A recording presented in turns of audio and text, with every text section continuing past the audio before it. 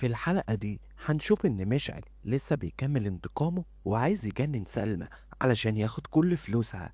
خولة بعد ما باعت الأسهم بتاعتها كلها لصالح نور أم مشعل، طبعا بترجع فقيرة من تاني وبتسيب الشركة وبيبقى فاضل بقى الأسهم بتاعت سلمى. ومشعل بقى بيحاول يوصل سلمى لحالة نفسية تخليها مش قادرة تتصرف وتتمالك أعصابها، ودي من أصعب الحاجات الصعبة اللي في المسلسل بجد يعني. طبعا بمجرد خولة ما بتسيب الشركة كل اللي بيحبوا خولة بيستقيلوا من الشغل علشانها إلا سلطان، وده بيبقى مزعل خولة جدا. بس سلطان بقى بتبقى نيته سليمة، بيبقى مستني علشان ما عندوش مصدر دخل تاني غير الوظيفة دي.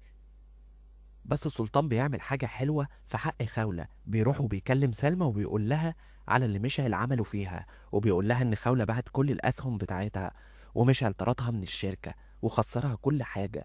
وسلمى أول ما بتعرف كده بتقرر تلغي التوكيل اللي هي عاملاه لمشعل وتنقله لخولة، وبتكلم المحامي وبتاخد منه ميعاد علشان تروح تقابله ويعملوا الإجراءات. بس مش بتعرف تروح للمحامي لأن مشعل بيلحقها وبيمنعها بطريقة غير مباشرة، بيديها أدوية تخليها غير قادرة على التحكم والسيطرة على تصرفاتها.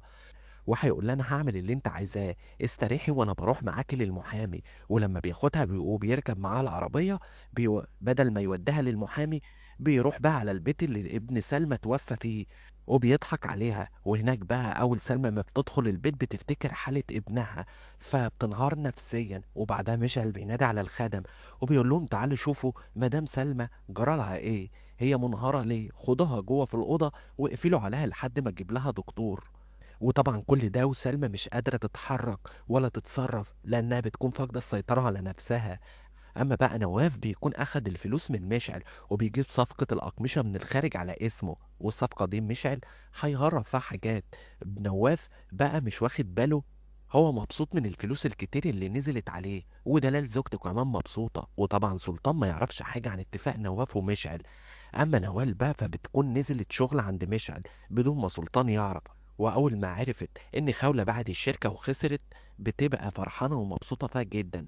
أما نغم بقى فبيغمى عليها وخولة سلطان بيوديها للدكتور، والدكتور بيقول لهم إن نغم حامل ونغم بتبقى عايزة تنزل الحمل.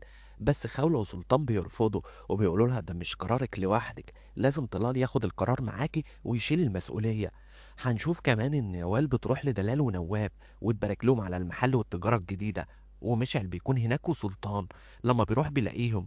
مشعل بيقول له بقى انا كنت معدي بالصدفة وقلت اهني اخوك على المحل الجديد ده. وخولة كمان بتكون رايحة هناك بالصدفة وبتتصادم مع نوال، ونوال بتقول لها انت بقيتي فقيرة ولو عايزة شغل ممكن نكلم ليكي استاذ مشعل يشوف لك شغل عاملة نظافة مثلا، انا سمعت ان الوظيفة دي خالية دلوقتي. وطبعا خولة بتزعل وبتمشي. وبعدها سلطان بيتخانق مع نوال علشان خاطر خولة، ومشعل بيحوش ما بينهم وهو أصلا السبب في كل المشاكل اللي حصلت في المسلسل.